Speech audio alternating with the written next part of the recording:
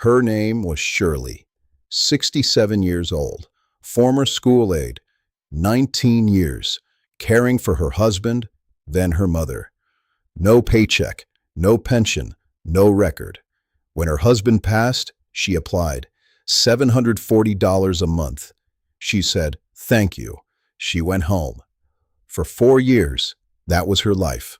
She had no idea. The Social Security Administration knew the rules. They never told her. Total she left on the table, over $42,000. If you have ever left work to care for someone, or if you are collecting Social Security right now and you just took what they gave you, I need you to watch this until the end, because what I'm about to show you may change the number that arrives in your account next month. Before we go any further, I need to ask you something directly. Where are you watching from right now? And have you ever left a job, cut your hours, or stopped working entirely to care for a spouse, a parent, or someone who needed you? Leave that in the comments. Tell me where you are. Tell me how many years. Because those years, the ones with no paycheck attached to them, may be worth something that nobody has ever told you about. What you share will shape exactly what I cover next. And stay with me, because what I found when I went looking into this is something the Social Security Administration is not built to tell you on its own. And when you understand why that is, I think it's going to make you very, very angry. Let me start with something I didn't know myself for longer than I'm comfortable admitting. I had always assumed that Social Security was a system that calculated your benefit and gave you what you were owed. You work, they track it. You retire, they pay. Clean and simple. I assumed the government, of all entities, had an interest in making sure people received every dollar they were entitled to. I was wrong. And learning how wrong I was is the reason this video exists. Here is what actually happens when you apply for Social Security. The agency takes your earnings record, every year you worked and paid into the system, and identifies your 35 highest earning years. Those 35 years are averaged together to produce your base benefit calculation. If you have 35 or more years of substantial earnings, the math works in your favor. But if you have fewer than 35 years, because you left the workforce at some point, for any reason, the SSA does not leave those missing years blank. They fill them with zeros. Each zero gets averaged into your total, alongside your actual earning years. Each zero pulls your average down, and a lower average means a lower monthly benefit. Think about what that means in practical terms. If you spent 10 years out of the workforce caring for a spouse after a serious illness, those 10 years don't just disappear from your financial story. They are replaced with zeros in the calculation that determines what you will receive every month for the rest of your life. The caregiving you provided, the medications you managed, the appointments you attended, the sleep you lost, the career you paused or ended, none of it appears as a positive entry in your Social Security record. And here is why this hits people in their 60s and early 70s so specifically and so hard. By the time most caregivers apply for Social Security, they have already reframed those years as simply what they did. They don't think of them as lost income. They don't calculate the benefit reduction those years caused. They sit down with an SSA representative, they fill out the application form, and they receive a number. And because that number comes from the federal government, from a program they paid into for decades, they assume the number is correct. They assume that if there were more they could claim, someone would have mentioned it. They assume the system is on their side. That assumption costs people hundreds of dollars a month. You have probably had a version of this experience without knowing what to call it. You received your first Social Security payment and it felt lower than you expected. But you weren't sure what you expected, so you let it go. You heard someone mention that their benefit was significantly higher than yours, and you assumed they had simply worked more years or earned more money. You sat in an SSA office for 45 minutes, and left with a number you never questioned because the representative seemed confident and the forms were already signed. These are not signs of carelessness. They are the natural result of a system that calculates what you file for and is not required to tell you what else you could have filed for. Because here is where the story gets darker. The Social Security Administration operates on what is called a passive disclosure model. They process the claims you submit. They apply the rules that govern those specific claims. And then, unless you ask specific questions about specific provisions by specific names, they stop. There is no proactive benefit maximization review. There is no notification that arrives in the mail saying, based on your record and your marital history, here are 3 additional provisions you may be entitled to that we have not yet applied. That notification does not exist. It was never designed to exist. And the agency's internal operations manual, which governs how your benefit is calculated, runs to more than 2,700 pages. No SSA appointment lasts long enough to discuss what might be in those pages that applies to you. The specific provisions I'm talking about, the ones that most caregivers are never told about, have been in the Social Security rulebook for decades. The spousal benefit allows a lower-earning spouse to receive up to 50% of their partner's full retirement benefit if that amount exceeds their own benefit. The divorced spouse benefit, and this is one that absolutely blindsides people, allows someone who is married for at least 10 years to claim up to 50% of their ex-spouse's benefit, even after divorce, even if the ex-spouse has remarried, and without reducing the ex-spouse's payment by a single dollar.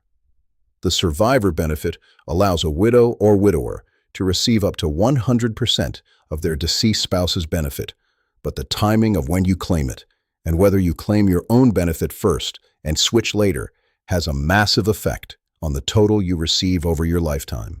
And the caregiver child benefit, the one that almost nobody discusses, provides a monthly payment to someone who is caring for a child or grandchild under the age of 16 who receives Social Security disability benefits, completely independent of that caregiver's own earnings record.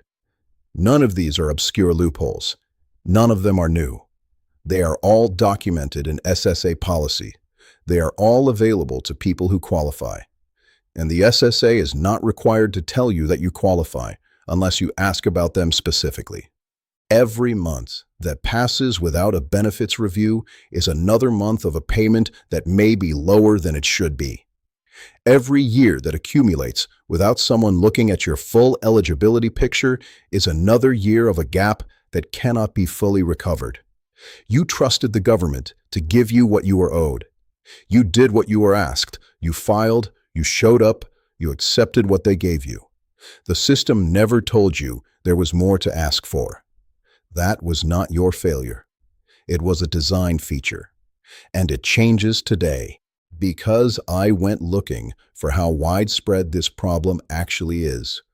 And what I found, documented by federal investigators, not by advocacy groups, not by opinion, is a number that should stop every caregiver in this country cold. According to a Government Accountability Office report examining Social Security benefit awareness and claiming patterns, approximately 2.1 million Americans are currently receiving Social Security benefits that are lower than they may be entitled to under spousal or auxiliary benefit provisions, primarily because they were never informed of those options at the time of application. 2.1 million people, each receiving on average somewhere between $300 and $600 less per month than they could be collecting from a program they paid into or are legally entitled to access through a spouse's record. Over 10 years for a single person, that gap compounds to between $36,000 and $72,000 in unclaimed federal benefits. That is not a rounding error. That is a retirement. That is the difference between financial stability and financial anxiety in the years when you should not be choosing between a medication refill and a utility bill. And the population most affected by a significant margin, is women who left the workforce to provide unpaid care. Women who spent 5 years, 10 years, 15 years, 20 years doing work that the tax system did not compensate, that the retirement system did not credit, and that the Social Security Administration did not proactively account for when they sat down to file. Their caregiving years became zeros. Their benefit was calculated on a reduced base, and the provisions that could have compensated for those zeros were never mentioned.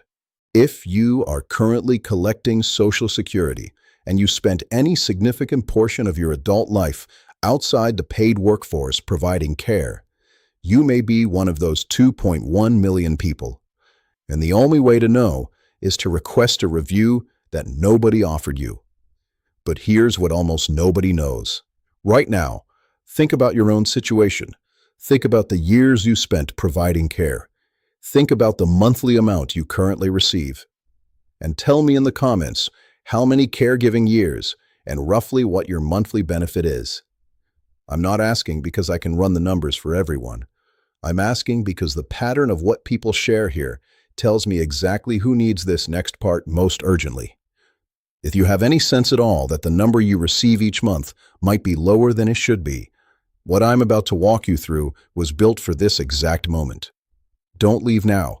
Here is what almost nobody knows, and it is the reason this video exists. You do not have to choose between your own benefit and a spousal or survivor benefit at the moment you first apply. In many circumstances, and this is something the SSA will not explain unless you ask, you can begin collecting one benefit and switch to the other at a later point, at the age and the moment that maximizes your total lifetime income. This strategy is called benefit sequencing. It is entirely legal. It is documented in SSA policy, and it is almost never mentioned at an SSA office because explaining it would require the representative to run multiple calculations across multiple scenarios, across multiple possible future ages, and no appointment is designed to accommodate that conversation. Here is how you access this, and I want you to follow this carefully because the sequence matters. The first thing you do today, this week, before anything else, is go to ssa.gov and log into your My Social Security account. If you don't have one, create one. It takes 10 minutes. Once you're inside, download your complete Social Security statement. This document shows your full earnings record, year by year, going back to your first year of reported income. It also shows your projected benefit at age 62, at your full retirement age, and at age 70. Print it. Put it on your kitchen table. This is the document that makes everything else possible. You cannot understand what you may be missing without first seeing what the SSA currently has on file for you. The second step is the spousal benefit comparison. If you are married, or if you were married for 10 years or more before a divorce, you have the right to ask the SSA, specifically by name, what your spousal benefit or divorced spouse benefit would be. Call 1-800-772-1213 and say these exact words. I would like to know what my spousal benefit would be based on my current spouse's earnings record. Or, if divorced, I would like to know what my divorced spouse benefit would be based on my ex-spouse's earnings record. Write down the number they give you. Compare it to your current or projected own benefit. The higher number is the floor of what you should be receiving, but the timing of when you claim it, relative to your own record, determines how much you receive over your lifetime. This is why the next step matters. The third step is to contact a SHIP counselor. SHIP stands for State Health Insurance Assistance Program, and in every state in this country, there are federally trained counselors who provide completely free, one-on-one Social Security benefit reviews. They are not affiliated with any financial product. They do not sell anything. Their only function is to help people, particularly people over 60, who may have been underpaid or who haven't yet filed, understand the full picture of what they're entitled to. Go to shiphelp.org, enter your state, and find the nearest counseling location. Call and make an appointment. Bring your Social Security statement, your marriage certificate or divorce decree, and any survivor benefit documentation if your spouse has passed. Ask the counselor to review your eligibility for spousal, divorced spouse, survivor, and caregiver child benefits. Ask them specifically about benefit sequencing, when to claim which benefit to maximize your lifetime total.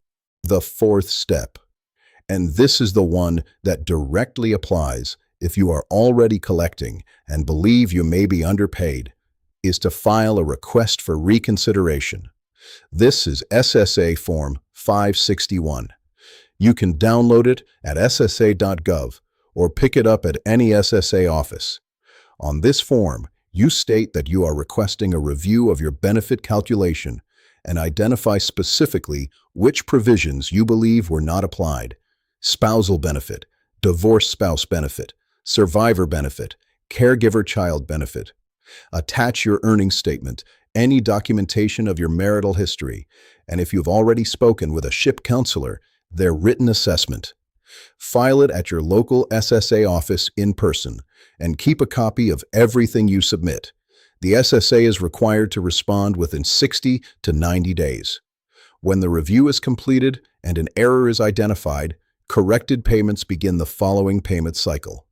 Limited back payments covering recent underpayment periods may also be issued. The most common mistake, and I want you to remember this because it is the single thing that causes these reviews to fail before they begin, is calling the SSA general line and asking, "Am I getting the right amount?" Do not do that. That question is too broad. The representative will confirm that your current benefit is correctly calculated based on what you filed for. They will not volunteer information about provisions you didn't ask about.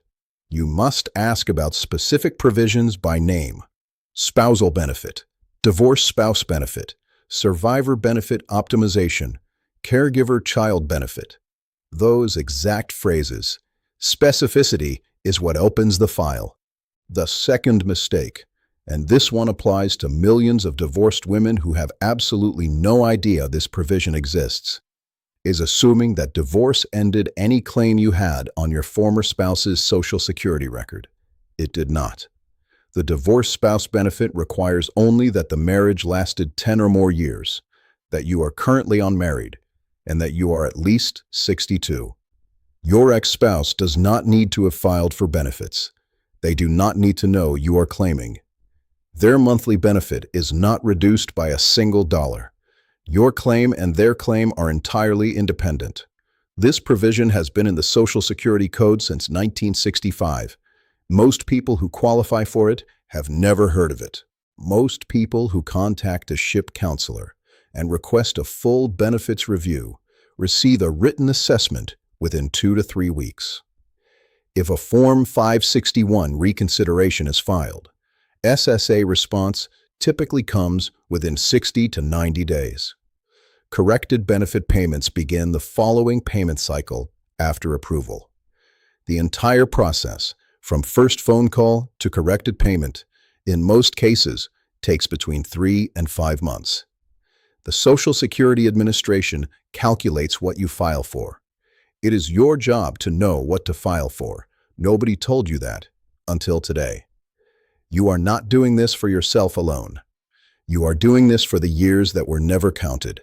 You are doing this for every person who needs you to be financially stable, not anxious, not choosing between medications and groceries, not quietly shrinking your life to fit a number that was never calculated correctly in the first place. But before we close, I need to tell you what happened after Shirley went home from that church potluck. She called the SSA that Monday morning. She asked specifically about her survivor benefit optimization.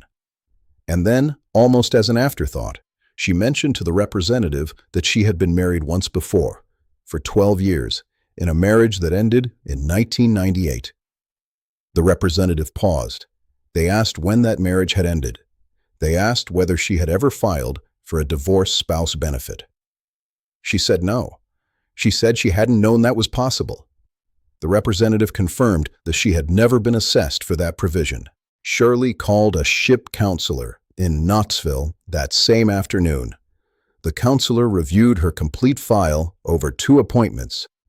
She identified 2 applicable provisions.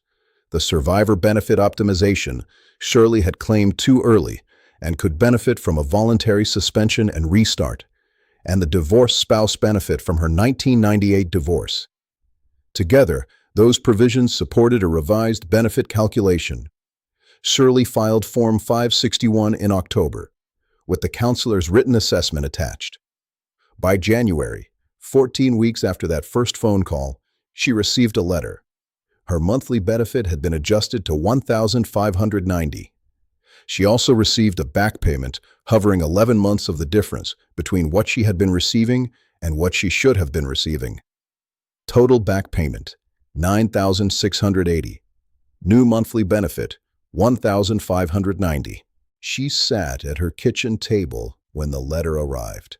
Her daughter was with her. Shirley read the number twice, and then she was quiet for a long time. She said, "I spent 19 years taking care of other people. I never thought to ask if anyone had been counting. Turns out someone was. I just never knew I had to ask."